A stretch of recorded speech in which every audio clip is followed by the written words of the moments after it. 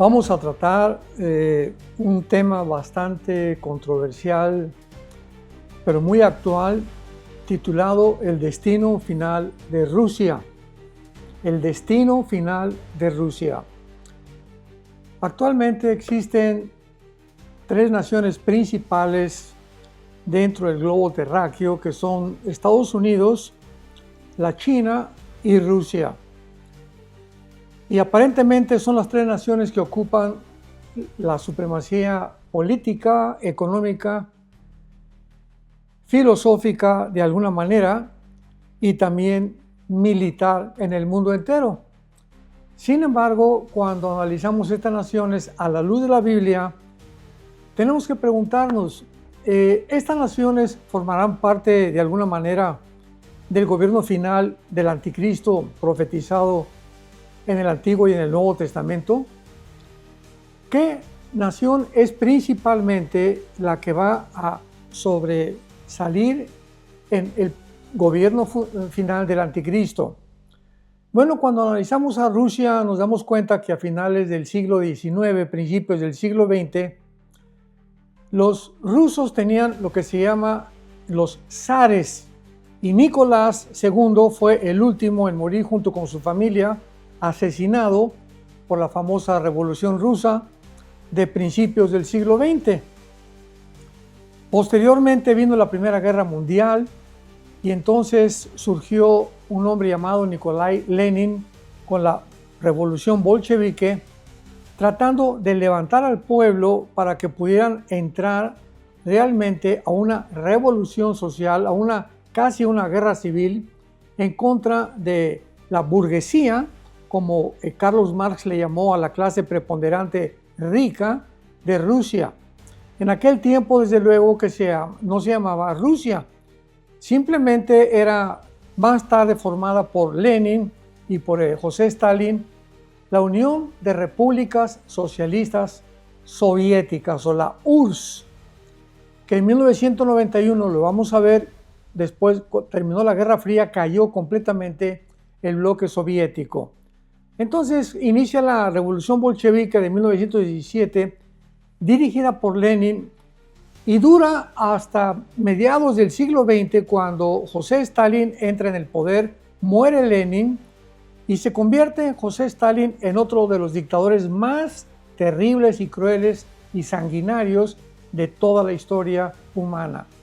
Más de 60-70 millones de personas mueren durante el siglo XX gracias a esta ideología del comunismo, o que actualmente ya le han dado otra vuelta y le llaman el socialismo. Ya un poco menos agresiva el título, ¿verdad? Muy bien, entonces entramos a 1991, cuando termina la Guerra Fría, ya que Mikhail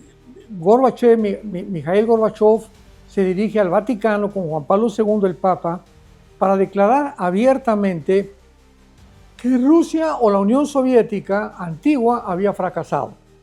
Que habían fracasado porque habían sacado a Dios y porque además se habían aislado del mundo capitalista. Entonces Estados Unidos pues se creció, y el mundo occidental también, aunadamente, y comenzaron a propagar, pues ya no tenemos a Rusia, ya que Rusia había competido durante la Guerra Fría contra Estados Unidos desde 1950 hasta 1991, casi, ¿verdad?, 25 años que duró esta famosa Guerra Fría. Y Estados Unidos dijo, bueno, ya no tenemos enemigos, ahora sí vamos a triunfar con el capitalismo, el libre mercado y las democracias en las naciones. Entonces creyeron que habían alcanzado ya un nivel de supremacía de Estados Unidos cuando entramos al siglo XXI. En el siglo XXI surge un nuevo líder en Rusia llamado Vladimir Putin. Este hombre con sueños de grandeza, tratando de recobrar el 30% del territorio que perdió la Unión Soviética con la caída del comunismo en 1991. Repito, cuando cayó la Unión Soviética en 1991, junto con el comunismo, perdieron el 30% de su territorio. Este 30% lo ocupan actualmente las repúblicas al sur de Mongolia y de China como Kirguistán, Uzbekistán, Suzbekistán, etcétera, etcétera, que son repúblicas, la mayoría islámicas. Entonces viene la guerra contra el terrorismo cuando los famosos radicales islámicos vienen a invadir, a derribar las Torres Gemelas con 4 aviones comerciales en la ciudad de Nueva York. En Pensilvania cayó uno de los aviones y finalmente pues sacudió al mundo este ataque porque Estados Unidos se dio cuenta que ahora el Islam era un enemigo tal vez mucho más directo, más agresivo y más cruel que la antigua Unión Soviética. Pero cuando venimos a la Biblia encontramos algo muy interesante. Cuando surja el gobierno futuro del anticristo, estará formado por 10 naciones. Esto es importantísimo de recordar. O sea, no hay vuelta de hoja. Van a ser 10 naciones o un G10 que se van a unir y estas 10 naciones van a resurgir de las naciones que formaron antiguamente tanto el Imperio Romano como el Imperio Griego. O sea, podríamos decir que va a ser un greco-romano imperio o un imperio greco-romano de donde surgirán las naciones que formarán parte finalmente del gobierno del líder mundial, el anticristo. Ahora, muy bien, cuando llegamos a la Biblia, en el capítulo 38 y 39 del libro de Ezequiel, hemos encontrado algunas interpretaciones equivocadas de personas bien intencionadas, teólogos, escatólogos, etcétera, etcétera, pero que sin embargo, al avanzar los años, poco a poco el Espíritu Santo nos va iluminando porque entendemos claramente que la revelación bíblica es progresiva. ¿Qué quiero decir con que la revelación bíblica es progresiva? Que la revelación que hace 2600 años existía acerca de cómo iba a ser el futuro no era más que a través de profecías, de visiones y sueños que tuvieron antiguamente los profetas hebreos o los profetas también que profetizaron, que les llamaban videntes en el Antiguo Testamento. Y estos profetas anunciaron claramente, como lo vamos a ir viendo con muchos detalles, que se iba a conformar otra confederación que podríamos llamar del Mediterráneo, que se formaría una confederación de naciones del Mediterráneo, la mayor parte de ellas musulmanas, que conformarían el último gobierno mundial.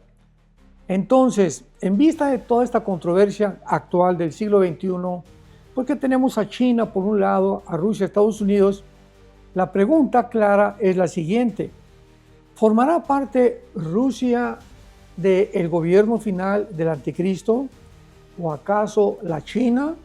¿O tal vez los Estados Unidos de Norteamérica? Y la respuesta es un definitivo y rotundo NO. De ninguna manera. Ni Rusia, ni China, ni Estados Unidos formarán parte de la última forma de gobierno mundial. Esto es sorprendente porque pues actualmente desde que terminó la Segunda Guerra Mundial, los Estados Unidos adquirieron la supremacía política, militar y económica del mundo entero. Además, Estados Unidos fue escogido en el famoso concilio o reunión que hubo en Bretton Woods para que el dólar fuera la moneda que marcara la compra del petrodólar, o sea, que el petróleo no se podía comprar más que a través del dólar. Esto fortaleció muchísimo más a Estados Unidos, porque pues hasta el siglo XXI en el cual nos encontramos, ninguna nación puede comprar petróleo si no cambia su moneda en dólares. Por eso actualmente Estados Unidos de Norteamérica, estamos ahorita en diciembre, terminando el año 2025, y continúa Estados Unidos teniendo esta supremacía militar, política y económica que no va a durar muchos meses más, como lo vamos a ver en las Sagradas Escrituras. Entonces, pues aparentemente Estados Unidos tiene un protagonismo tremendo en el mundo. China está compitiendo con Estados Unidos económicamente. El presidente Trump ha tratado de retener ya más las ventas de los productos chinos en el suelo estadounidense. Rusia con un cúmulo de ojivas nucleares como ninguna otra nación tiene. Entonces vemos que estas tres naciones ocupan el protagonismo actual en el siglo XXI. Y qué interesante que ninguna de estas tres naciones va a durar mucho tiempo. Y de eso se trata nuestro estudio y este noticiero profético. Muy bien. En el capítulo 38 de Ezequiel, vuelvo a repetir, durante muchos años, tal vez a mediados del siglo XX y parte del siglo XXI, se comenzó a interpretar que el famoso Gog, que es un líder que menciona o está descrito en estos dos capítulos 38 y 39 de Ezequiel, era Rusia, y que Rusia vendría en los últimos tiempos a invadir a Israel. Sin embargo, como ya mencionamos, la revelación bíblica es progresiva. Bueno, pues es que mientras más nos acercamos y más rápidamente se aceleran las profecías, es lógico que nuestro entendimiento tiene que tener puntos de referencia, como no lo sabía hace 2 siglos, mucho menos hace 2600 años, que se escribieron las profecías finales de los profetas hebreos de los tiempos que estamos viviendo. Entonces, hace 2700 años, se escribió el libro de Ezequiel.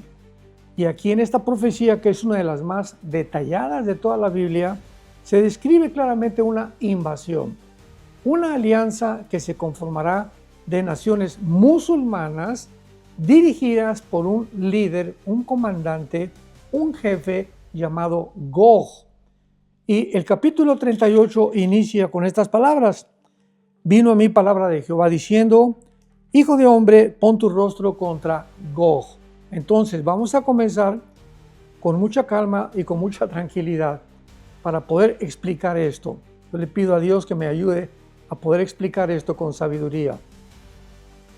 Gog es el título o de un jefe, de un comandante, de un zar, de un Führer, de una persona o un capitán que dirige algo o que dirige a pueblos, uno o muchos pueblos.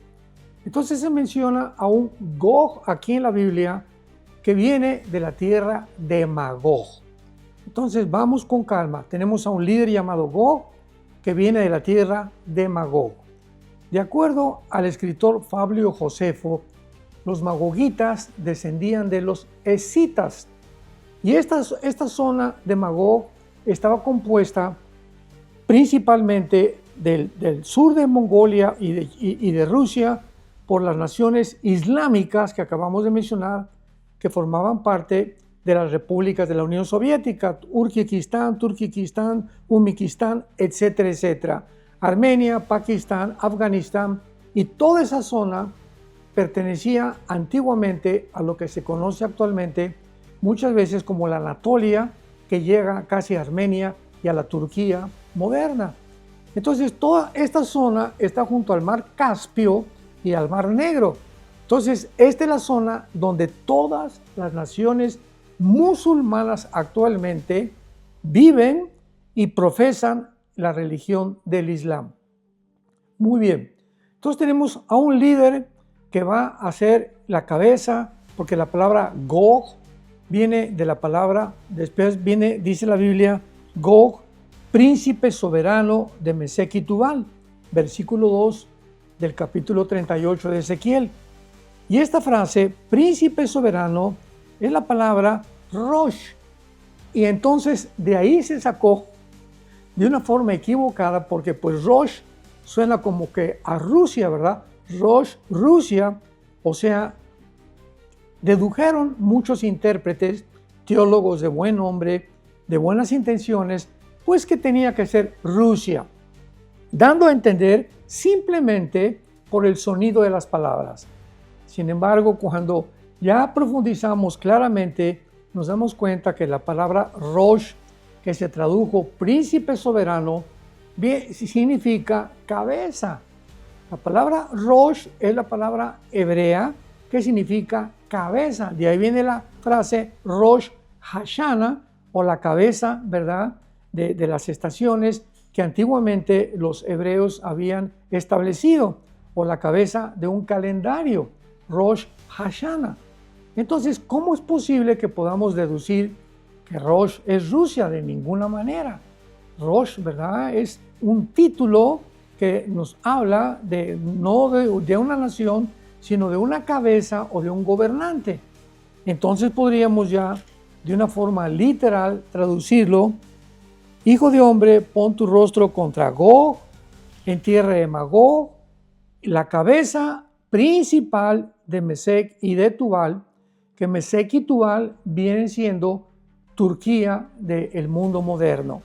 Entonces, de ninguna manera, ¿verdad?, Gog es un líder ruso, sino que Gog es ni más ni menos el líder que todos los profetas mencionaron, llamado el anticristo, el asirio, el cuerno pequeño, la bestia, el hombre de pecado, el hombre de perdición y todos los demás títulos que el personaje del anticristo tiene, tanto en el Antiguo como en el Nuevo Testamento.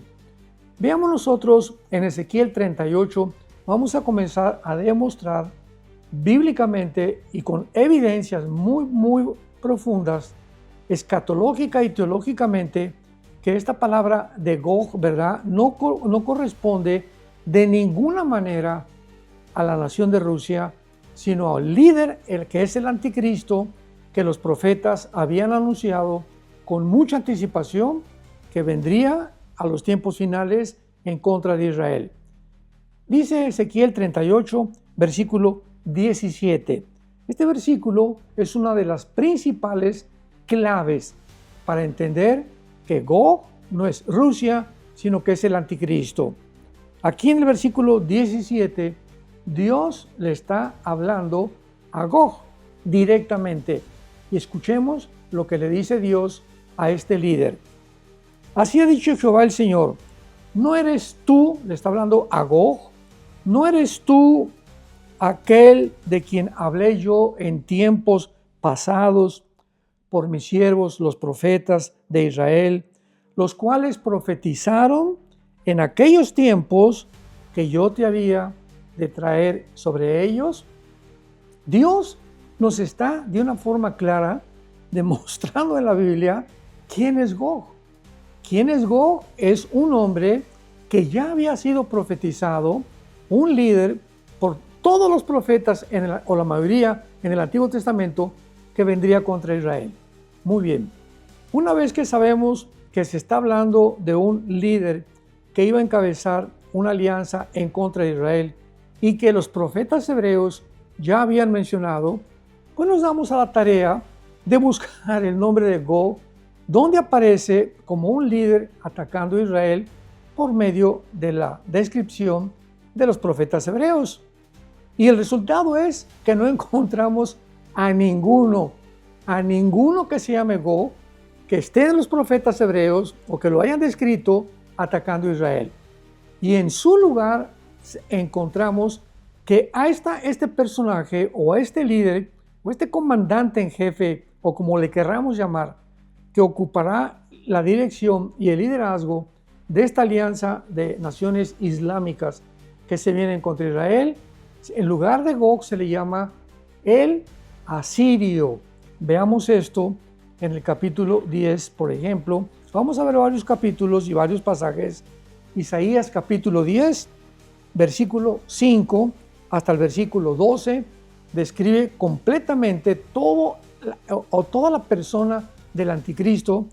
Isaías 10 del 5 al 10, y vamos a saltarnos varios versículos porque lo que nos interesa es aquellos donde realmente se describe la persona o este líder como el asirio.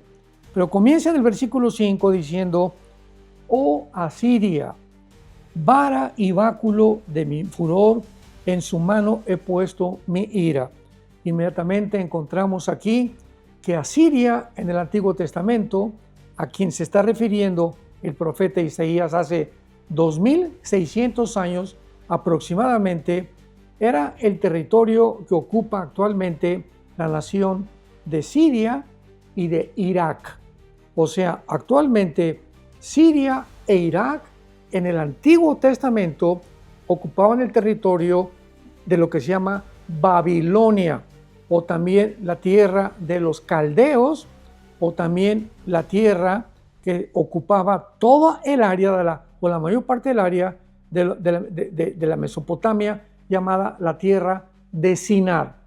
Entonces, cuando tú en el Antiguo Testamento veas la tierra de Sinar, la tierra de los caldeos, inmediatamente puedes ubicarla en lo que es actualmente Siria e Irak en el siglo XXI, para que podamos entender la geografía a la luz del mapamundi moderno. Muy bien, entonces aquí está Dios diciendo que va a usar a esta nación de Asiria como el báculo o como la vara de su ira con la cual va a castigar, desde luego que aquí lo vemos, a la nación de Israel, porque en el Antiguo Testamento Dios usaba a las naciones para poder disciplinar a su nación escogida, que fue Israel. Y dice el versículo 6, le mandaré contra una nación pérfida, y sobre el pueblo de mi ira le enviaré. El pueblo de mi ira es Israel. En aquel tiempo Dios estaba muy, pero muy enojado con la nación de Israel. Y dice a continuación, para que quite despojos, arrebate presa y la ponga por ser hollada como lodo en las calles. Aunque él no pensará, o sea, está hablando de este líder que es el anticristo, lo vamos a ver, aunque él no lo pensará así, ni su corazón lo imaginará de esta manera, sino que su pensamiento será desarraigar y cortar naciones no pocas. Ahora muy bien, en el versículo 12 terminamos este pasaje donde encontramos la clave de este líder o de este Gog o de este comandante que llevará el liderazgo de las alianzas finales en contra de Israel, tal vez en los próximos meses o en los próximos años, no lo sabemos con exactitud, lo único que sabemos será al final de los tiempos. Dice así, Isaías 10:12, pero acontecerá que después que el Señor haya acabado toda su obra en el monte de Sión, el monte de Sión es Jerusalén, el monte del templo, el monte de Sión o Jerusalén son tres sinónimos, porque Jerusalén fue construida en el monte de Sión. Que cuando Dios acabe su obra en el monte de Sión y en Jerusalén, castigará el fruto de la soberbia del corazón del rey de Asiria. Vemos nosotros que esta es una profecía que se cumplirá al final en la segunda venida de Jesucristo, porque de acuerdo a todos los profetas del Antiguo Testamento, Zacarías, Joel, Ezequiel, Oseas, Amós, etcétera, etcétera, Dios, cuando venga el Mesías por segunda vez, el pueblo de Israel se va a convertir. Romanos 11, 25 y 26, todo Israel se salvará, los que desde luego crean en el Mesías. Entonces Dios no ha terminado con la nación de Israel. La nación de Israel, desde el año 70 después de Cristo, cuando Jesús dijo que iban a ser maldecidos, maldijo la higuera que representaba a Israel en aquel tiempo, antes de que sucediera esto, en Lucas 21, Mateo capítulo 24, Marcos capítulo 13, etcétera, etcétera. Jesús predijo que Israel sería arrasada, el templo completamente destruido, no quedaría piedra sobre piedra. Esto se cumple en el año 70, después de que Cristo muere, cuando el general Tito Romano, hijo del emperador Vespasiano, arrasa completamente a Jerusalén y el templo queda enterrado completamente, y desde hace aproximadamente el año 70 hasta 1948, Israel vivió en el exilio. Fueron repartidas, se llamó la diáspora, fueron repartidos por todas las naciones hasta que el 14 de mayo de 1948 se cumple la profecía de Ezequiel capítulo 37, famosa el valle de los huesos secos, donde el profeta Isaías ve un valle de huesos secos y que comienzan a levantarse poco a poco hasta formar una persona. Se juntan los tendones, se juntan los músculos, pero más adelante dice Ezequiel, esto está en el capítulo 37, no había vida dentro de ellos. El espíritu no había entrado dentro de ellos. Esta fue la primera parte de la formación de Israel en 1948. Llegaron a su tierra, pero llegaron en estado de incredulidad. El espíritu no estaba todavía sobre el pueblo de Israel, como no lo está tampoco actualmente. ¿Qué quiero decir? Que actualmente la nación de Israel está muerta hacia Dios. Está muerta, la palabra muerto significa separación en la Biblia. Está separada espiritualmente de Dios. No quieren saber nada de Dios. Vemos nosotros que continúan con la Torá y con la interpretación del Talmud. Dicen Romanos que ellos son enemigos del Evangelio y por eso a los cristianos, los judíos ortodoxos nos odian, nos persiguen porque creen que somos una secta, ya que ellos no creen actualmente ni creyeron tampoco en el Mesías que Dios había mandado, que fue Jesucristo. Entonces Israel vive ahorita en un estado de muerte, separada de Dios. Está completamente corrompida la nación, ¿verdad? Tel Aviv es la capital actualmente de los gays y hay una controversia tremenda ahorita, que si esto y que las guerras. Bueno, lo que queramos nosotros conocer acerca de Israel, ahorita, ¿verdad? Ellos están muertos literalmente hacia Dios.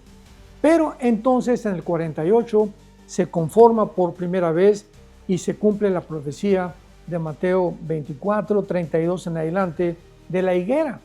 Jesús dijo, cuando vean la higuera, y sabemos que la higuera es Israel en este caso, y brotan las hojas, sabemos que el verano se acerca. Así no pasará esta generación hasta que todas estas cosas se cumplan. Entonces sabemos perfectamente bien que en el 48 del siglo pasado Israel es la higuera, comienza a dar hojas, pero no fruto, ni tampoco hay vida en ellos. Pero hay una profecía por todos lados que cuando Jesucristo regrese por segunda vez, Zacarías 12, Zacarías 14, Joel capítulo 3, etcétera, etcétera, Israel se va a convertir a Jesucristo. Le reconocerán como el Mesías. Apocalipsis 1:7, y verán al que traspasaron. La iglesia, ya sabemos quién fue el que traspasó a Israel, ¿verdad? Los judíos a través de los romanos, pero fue nuestro pecado lo que hizo que Jesucristo muriera en la cruz. Pero cuando dice en Apocalipsis 1:7, mirarán al que traspasaron, ¿a quién se refiere? Pues lógicamente a los israelitas que vivan en el tiempo de la segunda venida de Cristo y entonces se arrepentirán. Entonces es muy claro que entonces ahí es cuando el Espíritu vendrá y volverán a ser ahora sí judíos en toda la extensión de la palabra. Así que pues Dios, ¿verdad?, no ha terminado todavía con Israel. Tenemos que tener muchísimo cuidado con esta famosa teología del reemplazo, que ya la iglesia tomó el lugar de Israel, que Dios ya no tiene que ver nada con Israel. Esto es verdad completamente de origen demoníaco, porque está diciéndolo que Dios es un mentiroso, que no va a cumplir el pacto incondicional de Abraham, y está tratando de pervertir y de pervertir las escrituras que son tan claras, Romanos 9, 10 y 11 y todas las demás profecías del Antiguo Testamento, donde se le promete a Israel que Dios no ha terminado con ellos.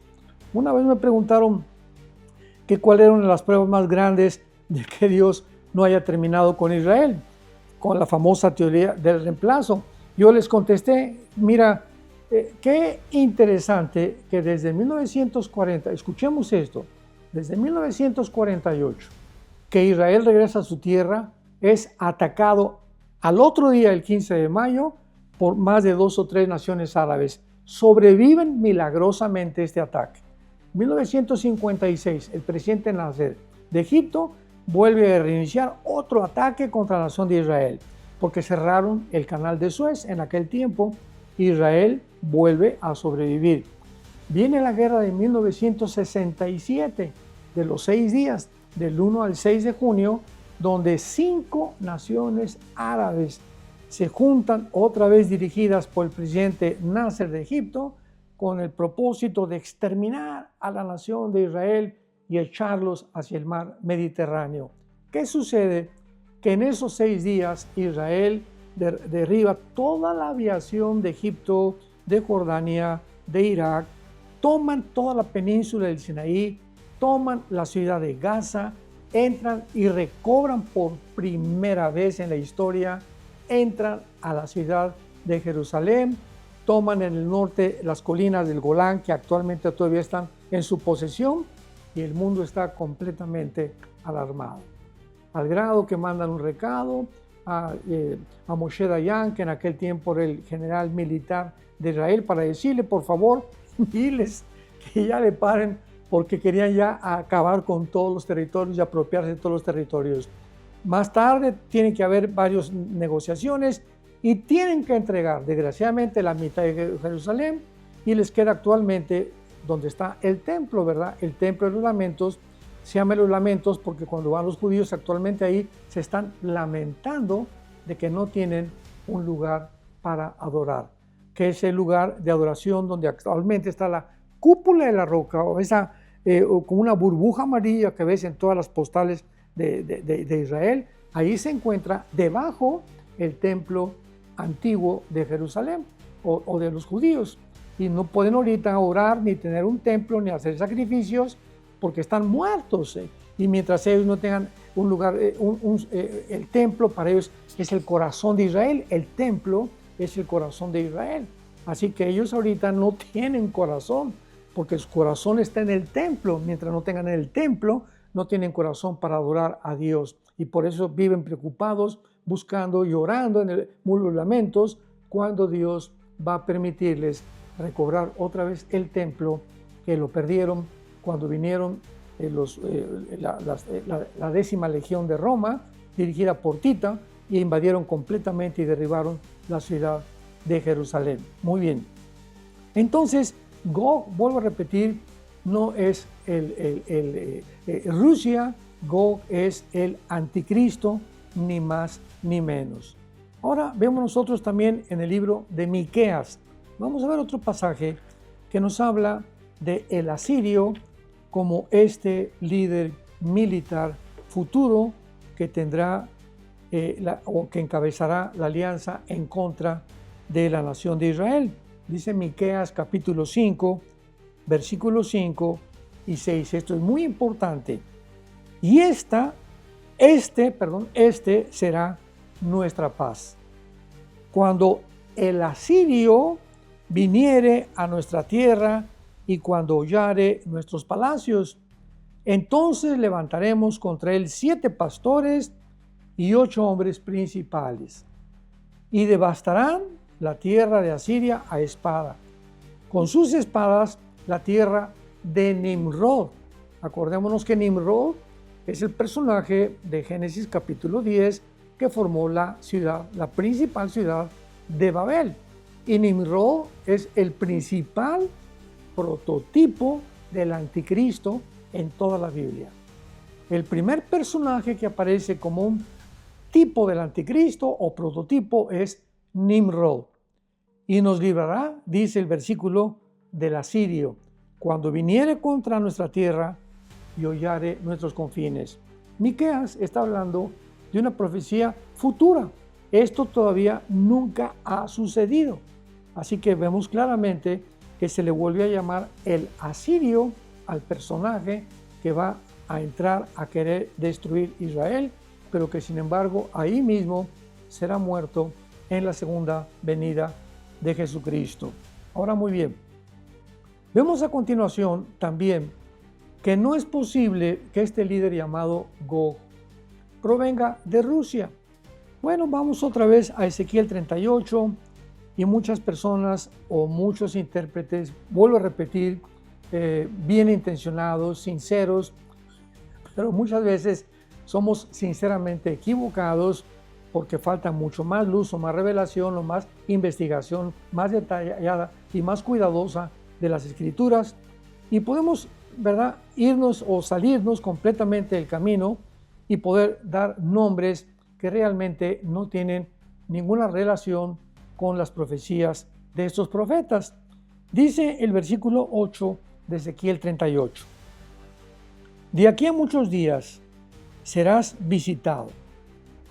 Al cabo de años, esta palabra, aharit, sharech, en el hebreo, es al final.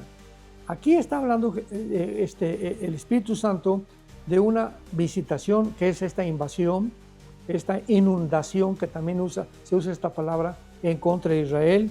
Vendrás a la tierra salvada de la espada, recogida de muchos pueblos. Vamos por orden. Qué increíble que hace 2700 años se profetice que esta invasión tendría lugar después de que Israel fuera salvada de los pueblos y salvada también de la muerte o de la guerra. La espada representa en la Biblia la guerra después de muchos años. Esto tendría que suceder a fuerza en algún tiempo de la historia para que esta invasión tuviera lugar. ¿Cuándo sucedió este evento impresionante, increíble, milagroso? El 14 de mayo de 1948, cuando Israel, de casi después de 2000 años de exilio de diáspora, regresa milagrosamente con su mismo idioma, con su misma religión, con sus mismas tradiciones, con su mismo sistema político, a la tierra de sus antiguos patriarcas. Así que esto tenía que cumplirse, o sea, Israel tenía que regresar para que se cumpliera esta profecía. ¿Cómo pues hay personas que se pueden, yo siempre lo digo, atrever? ¿Cómo puede haber ese atrevimiento de personas que puedan decir que Dios ya acabó con Israel? Que Dios ya no tiene nada que ver con Israel. Y que el regreso 48, inclusive han dicho por ahí, ¿verdad?, un historiador muy famoso, que ni siquiera en el 48 tiene ninguna conexión con las profecías bíblicas. Por el amor de Dios. Yo no sé qué Biblia están leyendo o estudiando o qué tipo de pensamientos o de prejuicios teológicos o fariseacos pueden tener para llegar a poder expresar estas palabras. ¿Cómo es posible, verdad? Cuando la Biblia es tan clara, o sea, no hay ninguna duda que Israel tenía que regresar en el 48 para que se cumplieran las profecías de los últimos tiempos del Antiguo y del Nuevo Testamento. Entonces, vuelvo a repetir, vendrían contra una tierra salvada, a recoger los pueblos, a los montes de Israel. No hay ninguna duda que sería el ataque en los montes de Israel, que siempre fueron una desolación.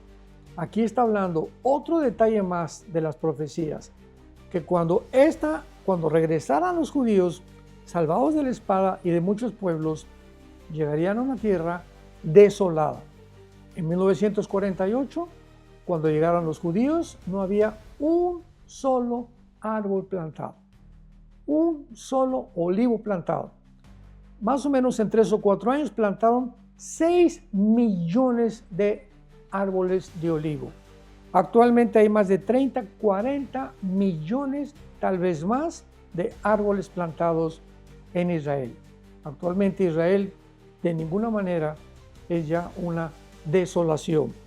Y continúa la profecía diciendo, y más fue sacada de las naciones y todos ellos morarán confiadamente. Voy a dejar esta parte interrumpida, este noticiero. Vamos a ver la segunda parte muy pronto, porque tenemos que entender algo, porque aquí tenemos que cubrir muchísimo espacio y muchas cosas que tenemos que explicar. Cuando dice la Biblia que esta invasión finalmente, con este detalle, será cuando Israel more confiadamente. Esta palabra en el hebreo que es yashav, estaba viendo aquí, betaj, yashar betaj en el hebreo, ¿Significa que están morando o viviendo con seguridad? Bueno, preguntémonos rápidamente. Aquí dejamos este noticiero. Desde que llegaron en el 48, los judíos nunca han vivido confiadamente, nunca han vivido con seguridad.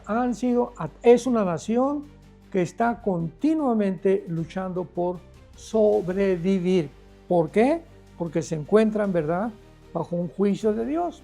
Están sufriendo continuamente como ningún otro pueblo de Dios, porque Israel es la única nación en el mundo y en la historia que tiene un pacto con Dios. Es la única nación que Dios hizo un pacto con ellos, y al que mucho se le da, mucho se le pide. Como ellos fracasaron, ¿verdad?, lo que viene, la cosecha que han recogido ha sido inmensamente de sufrimientos. Ahora bien, ¿cuándo entonces podrá Israel vivir en paz? Actualmente ya vimos la última guerra, Yom Kippur 1973, y los grupos terroristas de Hezbollah, de Hamas, de los Houthis en Yemen, de los ISIS, Al-Qaeda en el siglo XX, etcétera, etcétera. No ha tenido nunca descanso Israel. ¿Cuándo podrá tener o habrá este tiempo para que Israel pueda cumplir esta profecía?